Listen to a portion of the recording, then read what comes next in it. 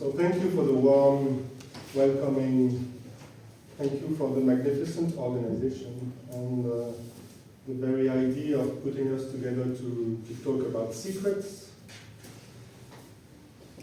I'm not the Pope of Epimodernism. I have to tell you, I don't know what the Pope is. My title has changed a little bit. Arkhè, istor, plasma, Epimodernism and the rights to inheritance. And I have epigraphs. Some of you know I like epigraphs, of course, by Lucas Berfus. I have to say that rights to inheritance is the literal translation. Maybe it doesn't mean exactly a thing, but it is the literal translation of the French term droit de succession. And there is a wordplay in French with droit de succession, both rights and a tax to pay to be on the succession. So, like being legitimate or credited to inherit, but also forced to pay something for it. And also it means succession as follow-through, one of the epimodernist values. So to raise the question today, I'm going to use this. To raise the question today of the memory of origins and the inheritance of family secrets within epimodernism is to return to a question whose simplest formulation could be borrowed from Leonardo Padura when he writes, and this is like a second epigraph, the problem with unwritten history is that it can't be read. So how can you make readable a story you've inherited, but the secrets of which you don't know? How can one, as an epimodernist, if such a thing exists, write the post-memory of a buried past? Anticipating by many centuries this useful concept of post-memory, the Romans made use of the idea of memoria, which is not so much the memory of those who experienced the events themselves, as the memories transmitted by the immediately preceding generations, because there is memoria in Rome, when one can be close to someone who knew someone who lived through the event. So, in a way, I have a memoria of the French resistance, because my grandfather was one of the resistance, but I never knew him. It is like a right to inheritance, at once symbolic and very material, yet one that calls for reinvention in today's literature. Really fun. I'm just like this because I can see. Redefining the language of post-memory, this right to inheritance rests on, quote, the structure of the inter- or transgenerational return of traumatic knowledge and of an experience embodied by its recipients, end quote. Marianne Hirsch specifies in this regard that post-memory, quote, post-memory's connection to the past is thus actually mediated not by recall, but by imaginative investment, projection, and creation, end quote. Thus, many recent novels revisit the topoi of inherited family secrets, only to subvert them more effectively, as well as the topoi of the post-memory, if not the memoria, of origins. Some do so in a clearly epimodern manner, I would say, placing the exploration of secrets in a post-ironic register, at once serious and humorous. For instance, Rafaela Edelbauer, in Das flüchtige Land, which Sylvia has already discussed in a previous conference. One of the many ERA conferences, 9, I don't remember the, okay. Or Alejandro Zambra, in Literatura Infantile, or Alexandra Zemer in Les Zones Grises, Grey Zones, whom I'll come back to very shortly. Others do so in a less epimodern way, devoid of irony, but that in sheer scope remains highly impressive. For example, Laurent Mauvignier in La Maison Vide, Prix Goncourt 2025, a few weeks ago, articulates a fundamental rule that envisions writing as possible memory. I quote, "Because I know nothing or almost nothing of my family history, I need to write a tailor-made version based on verified facts and on people who really existed, but whose stories are so fragmentary and impossible to reconstruct that one must create for them a world in which, even if that world is fictional, they will each have had a chance to exist. The story I make out of it is like a distorted shadow betraying the presence of a history of which I can grasp only the echo, the vibration within the quivering image of a possible fictional account, a possible novel," end quote. What interests me in both cases is that it is not merely a matter of reconstituting through imaginative investment the story of the family's origins and secrets. It is also a question of coping with, faire avec in French. It means making do with, dealing with, coping with the inheritance of that story and its secrets, including in the case of Mauvignier's La Maison Vide, a material inheritance from which the author's father was dispossessed, something ultimately revealed, it's not bad if you know this, after 750 pages by the imaginary investigation that had begun with the genealogy of the father's suicide. Alexandra Zemer in Les Zones Grises, some of you know Alexandra who participated the seminar, the conference in Paris last year, even draws explicitly on my mirror box theory to elaborate her own origin story and thus reappropriate the history of her Sudeten family and her Nazi grandfather. The memories gathered from others function like a mirror box, and she quotes to grasp what stubbornly eluded me, I put the mirror box to use, for example. So I won't specify once again that writing can, through a process of specular substitution analogous to this mirror box, constitute a form of imaginary resolution to make believe of the impossibilities of representing the real, a way of transforming the phantom pain of the past, that which Sebald in his essay on the Nightbird, Jean Améry, called the search for a time that's impossible to lose. Yet the mirror box experiment also begins for Alexandra Zemer with a double inheritance, a concrete material family inheritance. I quote, "In December 2023, my mother handed me a folder and said, 'Here is your inheritance, take good care of it.' Inside, among other documents, was the property deed for a farm in Auschwitz, not Auschwitz, Auschwitz, a 135 square meter brick house with 3 bedrooms, a kitchen and a laundry room, a barn and a stable of 80 square meters housing 25 pigs, 20 geese and 20 chickens, 1 hectare of land for cultivating potatoes, gum and fennel, a small garden, fruit trees, and a pond. The inventory of possessions was precise, yet the town of Auschwitz no longer appears on any map." End quote.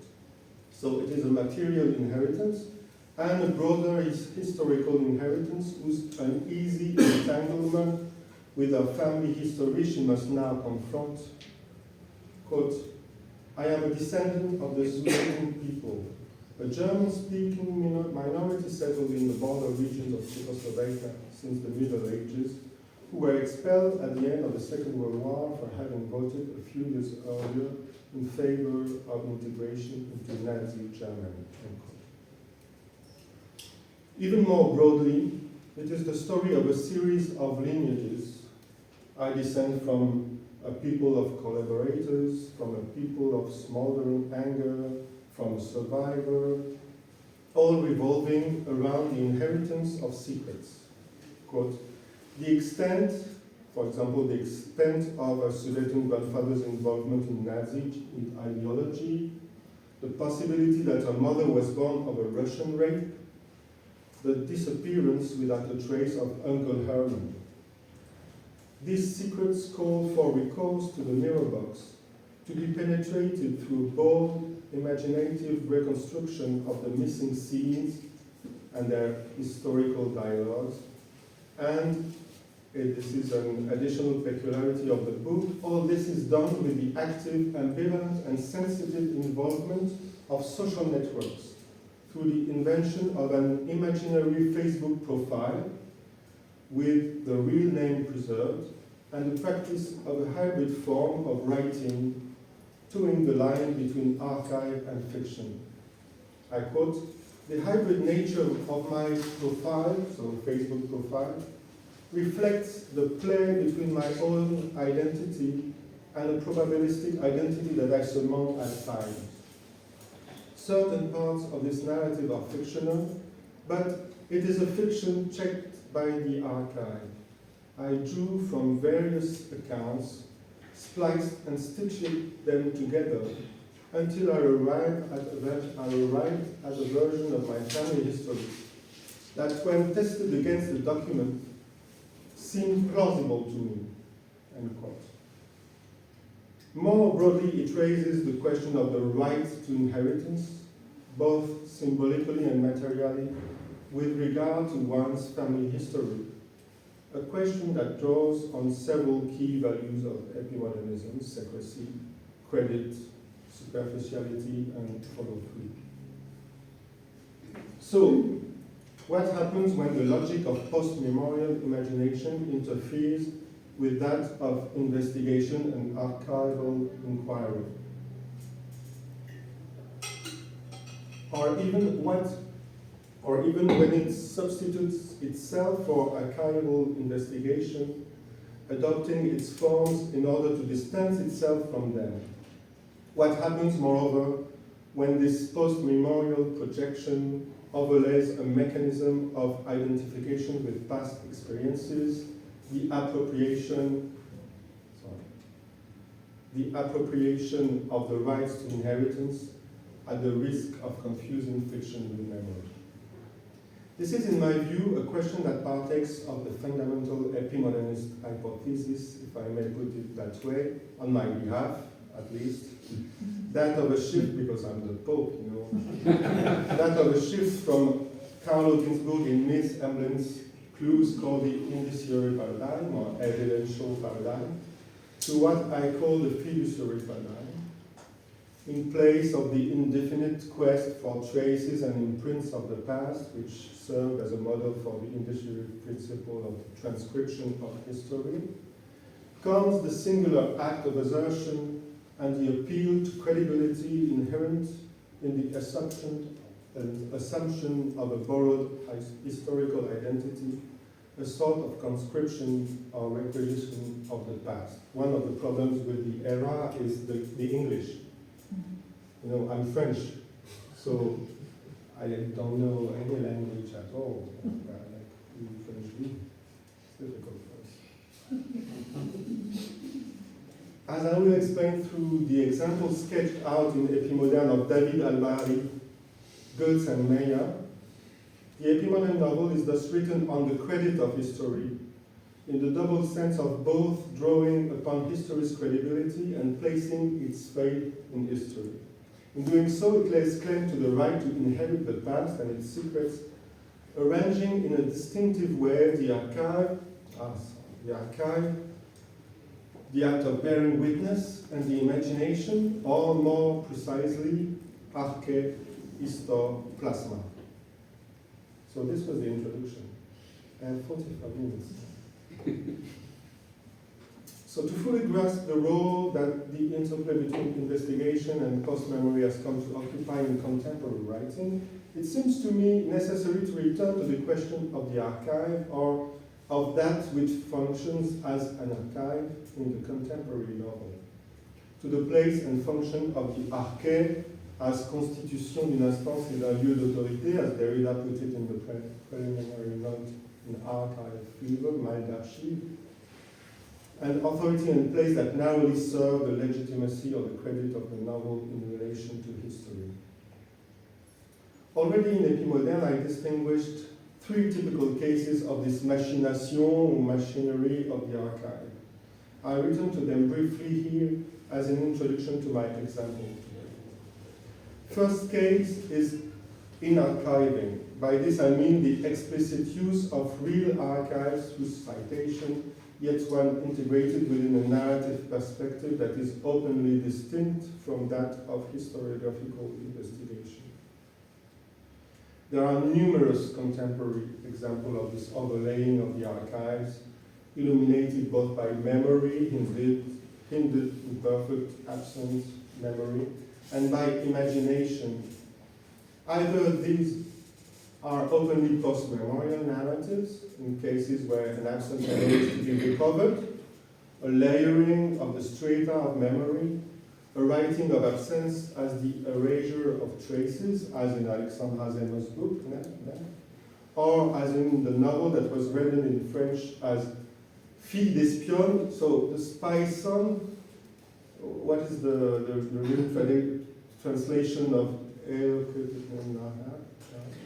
no volume left, or by no living volume left. Okay, by Andras Forgach, which I recommend this book, which reconstructs the secret history of parents who spied on Israel for the Qadar regime. Otherwise, there are narratives of historical investigation complicated by an autobiographical or autofictional doubling of the narrative voice, as in the Lazarus Project of Alexandra Emmanuel, which I discussed in Epimoderne, or as in The Shape of the Ruins by the Colombian Juan Gabriel Vasquez, because I intend to make South America enter the great new era of Epimodernism. And finally, there is an intermediate vein, the neo-journalistic or micro-historical current that has resurfaced today, sometimes under the label of littérature du réel in France, sometimes under the more complex auspices of the autofictional relato real, récit réel, real narrative proper to Javier Cercas, and which produces the archive to the benefit of the narrator's often ostentatious ethos, as the historian Enzo Traverso has noted, not without irritation, in his study called Passé Salut les signes de la past. Is it ever really a matter here of penetrating the secrets of the past in order to clarify or resolve them?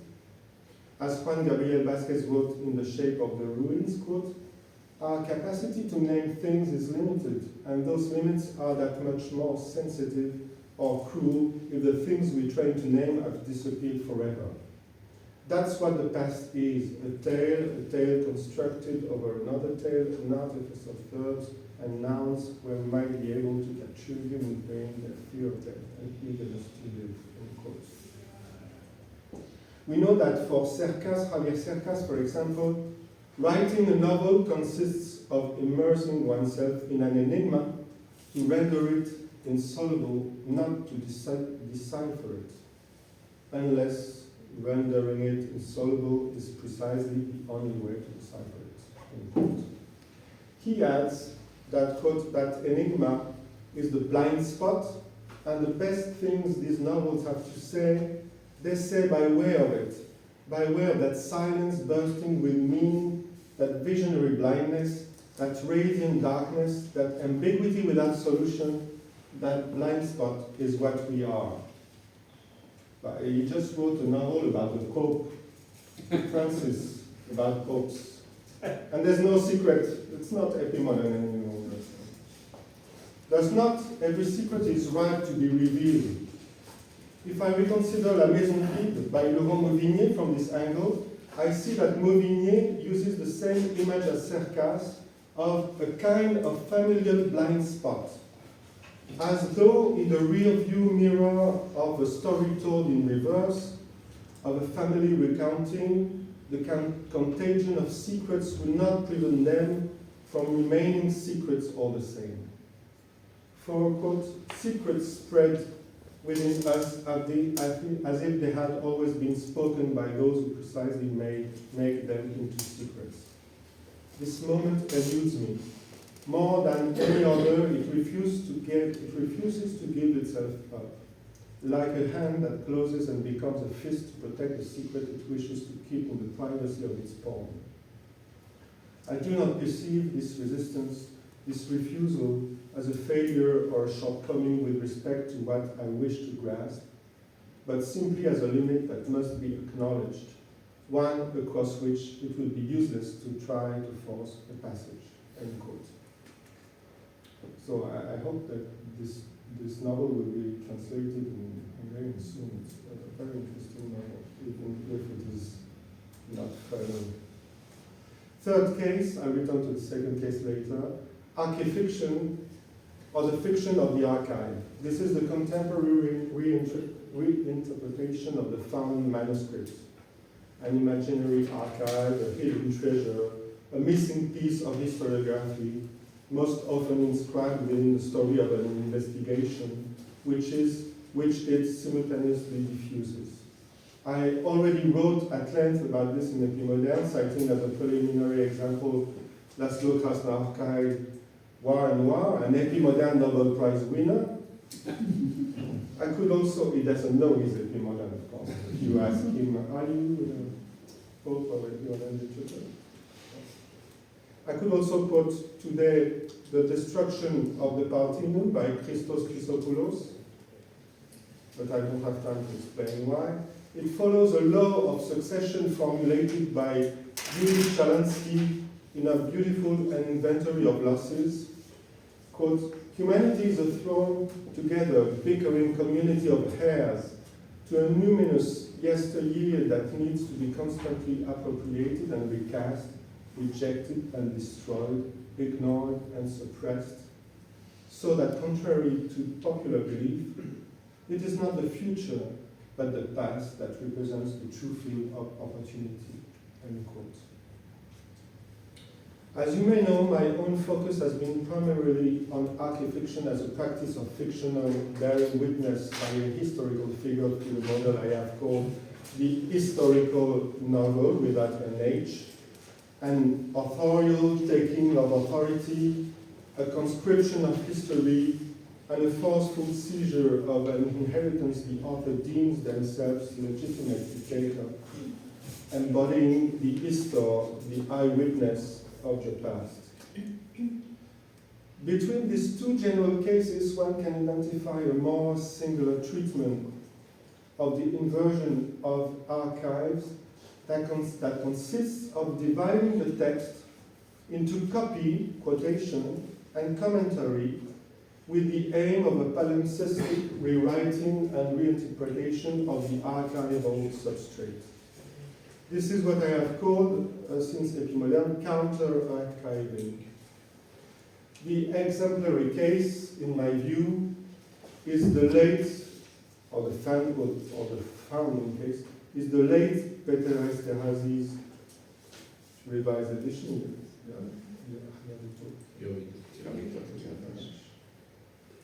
And though I hesitate to speak of it here because there are so many specialists of Hungarian literature and I'm not, I will do so nonetheless a little bit under your indulgence, for it remains the finest example I know to this day, one I had only touched upon briefly in Epimodernism. You all know, of course, that Peter Esterhazy, offspring of one of Europe's most aristocratic lineages, undertook, upon discovering after his father's death his father's employment file in the archives of the Hungarian secret police, to redefine not only his family history, but also his own literary practice, the very practice embodied in the vast Harmonia Caerestis, which had just been published when those archives were made known to him.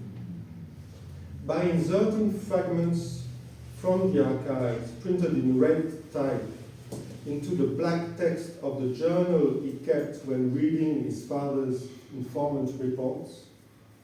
He turned the book's bichromatic writing into both an intimate and public commentary on the archival scandal, and at the same time into the site of a complete revolution in his own literary initiation.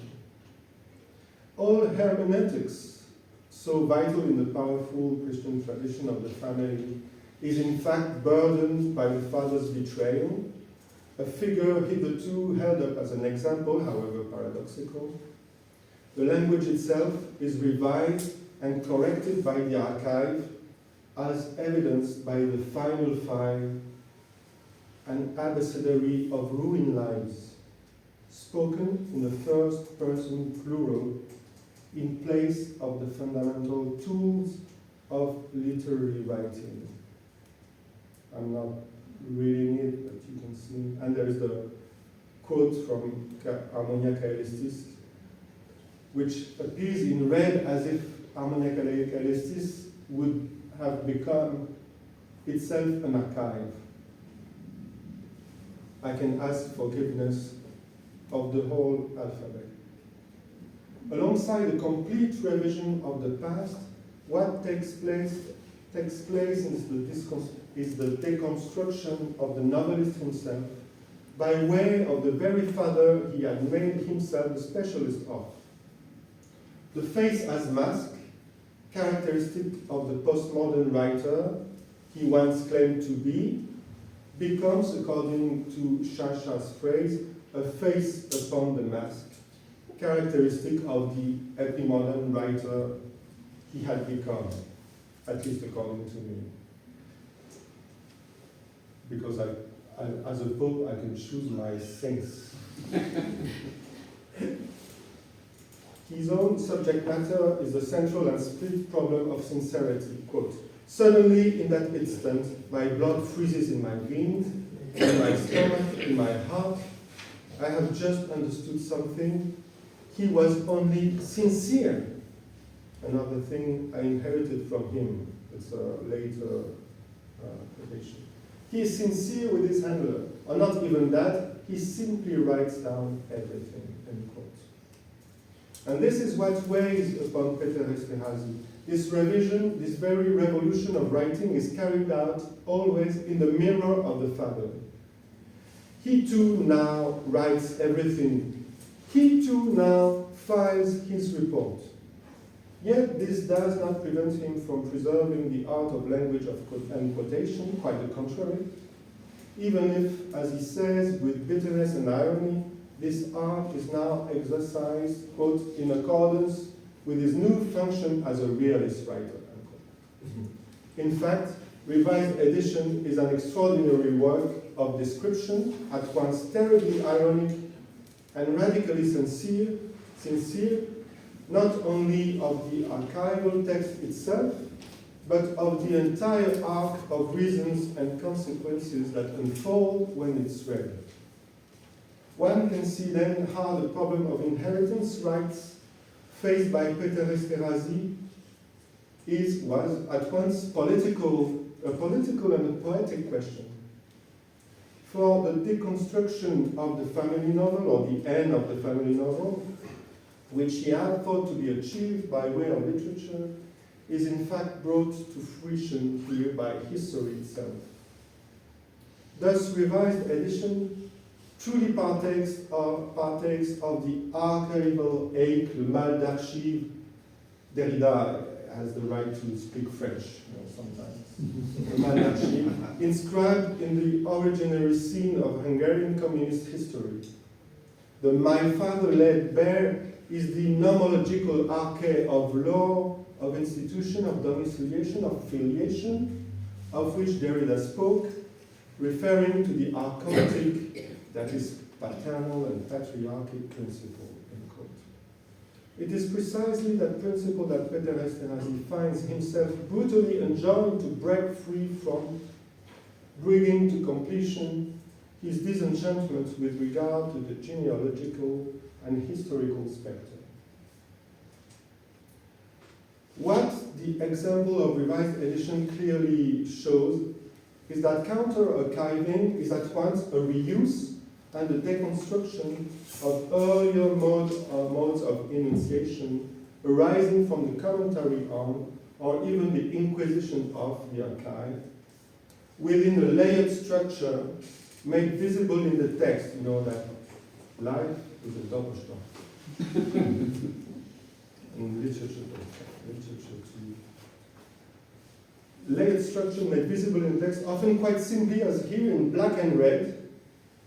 I found these quotations by Sergio González Rodriguez, which appears to be a commentary about edition. The archive no longer serves merely to produce narrative reliability. It serves above all to expose the false appearances of enunciation, to call into question the legitimacy of prior narratives, and to compel literary discourse to reinstitute its own authority. Does this machinery of history truly contribute then to the reliability and credibility of the novel by extending an investigative posture whose limits it simultaneously exposes, and by liquidating the fiduciary value of an inherited past, the rights to which it almost exclusively claims for itself? There remains, in such cases, the persistent risk of manipulating fragments of the archive as added value, where historical reference becomes a mere alibi for a lack of imagination. So I give you this. I always have a Tom Gold comic in my lectures. So this is for Mike. But it also yields remarkable achievements, as in the case of the extraordinary Goetz and Meyer by the now sadly deceased Serbian novelist David Al-Bahari, whose Vladimir is a specialist also. Sorry if I say, tell me if I say false things. A novel in which archival investigation into the history of the Belgrade fair camp and the extermination of Belgrade's Jews by means of gas vans serves as the framework for a hallucinated post-memorial narrative, a present tense account of the haunting of the past, culminating in a paradoxical and radical resolution.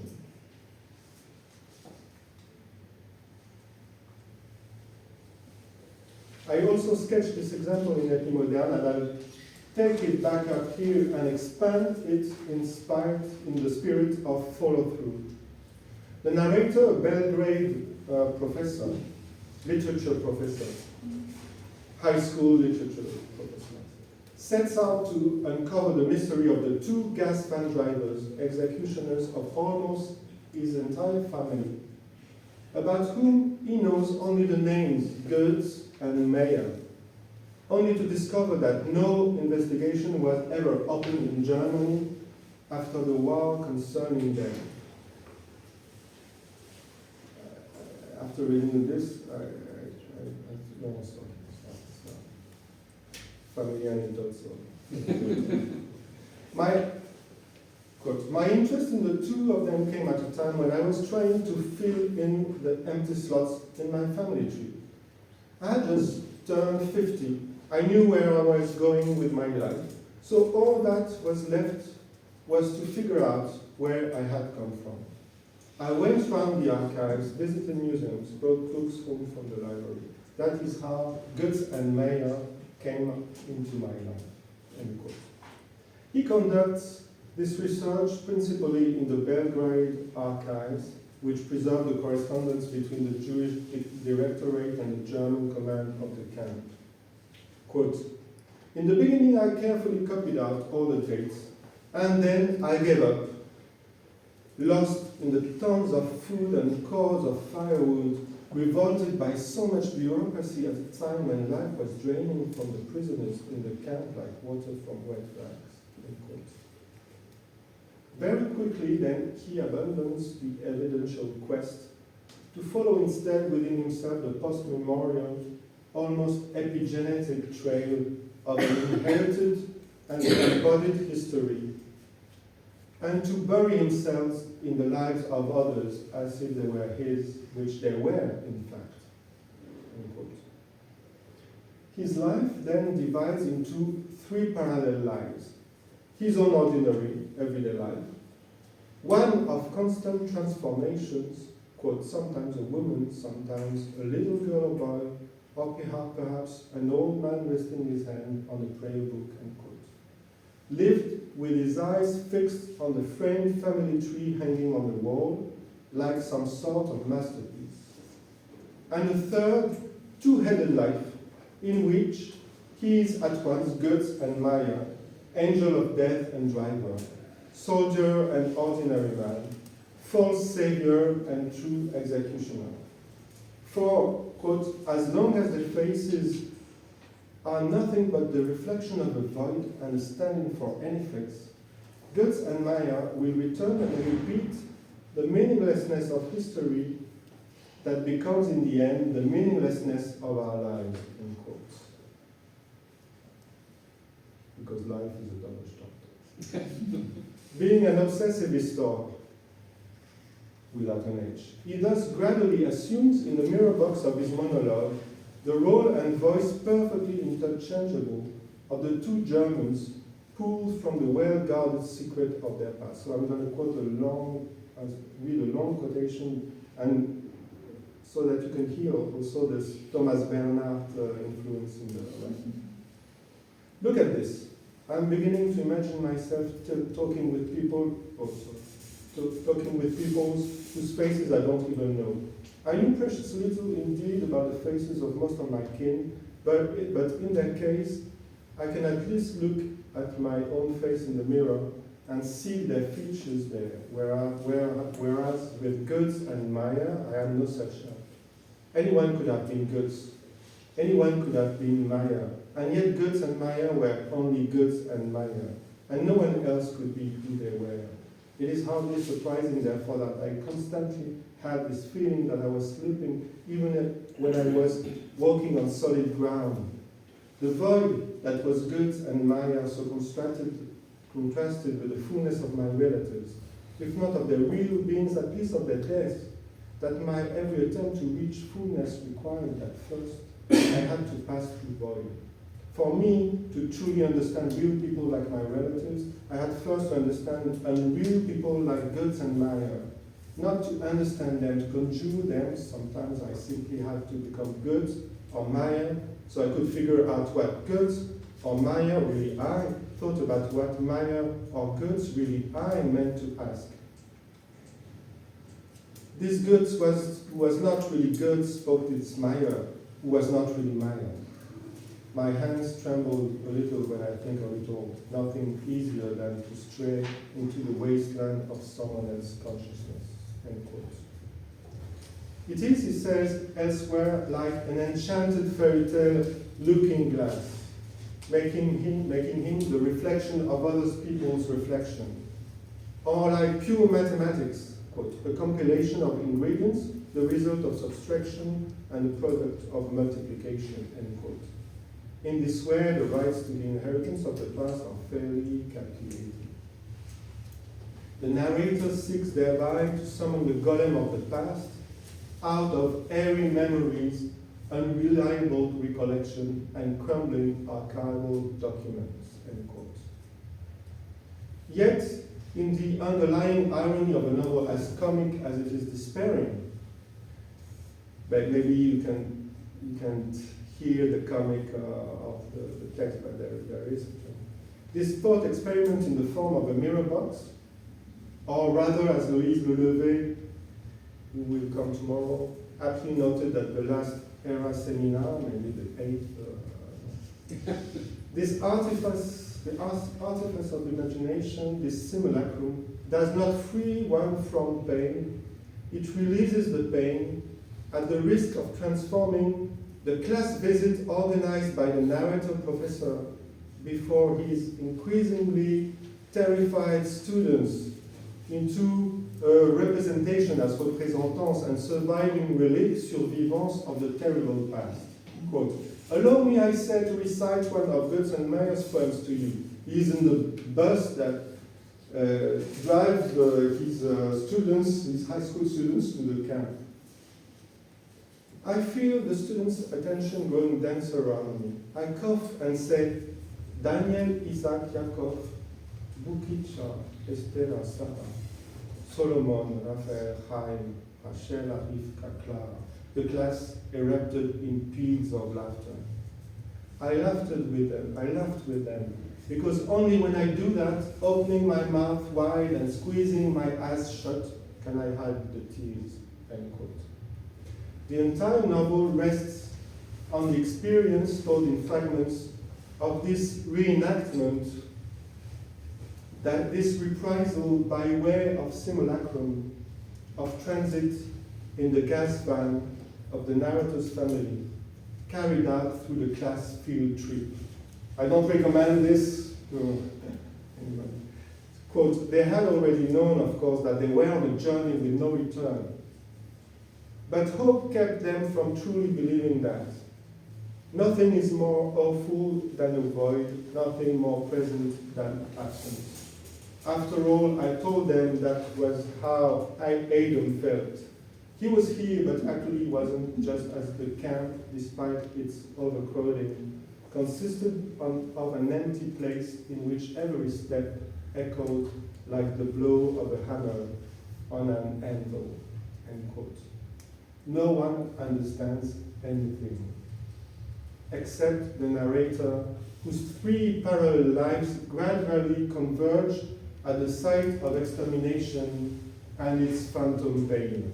Quote, turn round, I said when the bus got to the bridge, and look at how the city is getting farther behind us and closing up at the same time, and how, although it hasn't budged from where it was, it seems to be fading. You might talk about that as a physical pain, end quote. No reparation here, no resilience, rather the rekindled memory of an inherited pain. And also it must be said, there is the echo of a terrible pedagogical failure, that of the genocide itself, whose consequences, catastrophic and ongoing, continue to unfold in the very country that should have been able to prevent them. And when the class visit comes to an end, the narrator realizes that, quote, it isn't easy to show someone that the world, like a sock, has its other side, and that all you need is one skillful twist to switch one side to the other, skillful and quick, so that no one notices the change, but everyone accepts that the wrong side is in fact the right side of the world, end quote. One is reminded of the young, well, I feel that like one is reminding of the young Walter Benjamin's experiment recounted in Berlin childhood around 1900. The quasi-magical, allegorical doubling enacted through the experience of putting your hand inside the sock. You know this story of the Benjamin sock? Putting your hand inside the sock like a little bag, and then turning inside out, there's nothing there. So it's kind of a revelation to Walter Benjamin as a child, this experiment. An experiment in identification with both container and content, which lays the groundwork for the great analysis of the Proustian image. It's like the sock in the childhood was the revelation of for the reading of Proust. Benjamin's sock is equivalent to the way in which the narrative of the past turns itself into a thought image, into the baggage of thought, das Mitgebrachte, that which one carries along, and the sensation of the past into consciousness of the present. In Benjamin's sock, what is there, the time impossible to lose. The emptiness of archival inquiry, ultimately, I thought I could entitle my lecture Benjamin Sock, but I know not the courage of it. The emptiness of archival inquiry ultimately makes possible the fullness, palpable and painful of identitary fiction, once that fiction locates its origin in what's disappeared. Goetz and Meyer is thus an interior fiction of disappearance embodied in the paper-thin authority of the novel, an inquiry into the arcana of inherited history, through the fiction of the voice that is the only remaining site of authority, the only arkhè of history, in which the lost family can be recovered, the thread of a genealogy irretrievably broken by history, yet taken up again by way of the right to inheritance that literature affords. And as for plasma, because I have 1 minute left. To write the secret of the past today, as David Halvari or Alexandra Zemmer have done, is to undertake the scrupulous exercise of a living post-memory, grounded in the trust one can place beyond the limits of investigations in those who have inherited this history as both a debt and a pain, a bond to the past that can be released without being freed from it, only in imagination. An imagination of a very particular kind, closer perhaps to another word which, together with arkhè and istor, completes the framework I believe I can discern in the epimodern configuration of our literatures today.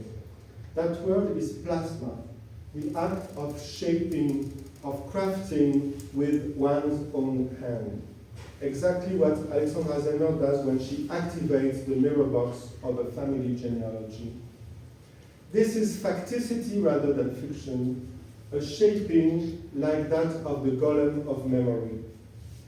A plasticity whose virtue is fully expressed in a line from Barbara Cassin, with which I will quote by way of conclusion, quote, a pseudos that knows itself to be pseudos and presents itself as such, in a freely consented apartheid, that is truly the novelistic plasma, fiction plasma, end quote. It might in fact be more effective and fairer, especially regarding the rights to the inheritance of epimodernism, to quote Loïse Lelevé here, the real papesse of epimodernism, along with Sylvia, of course.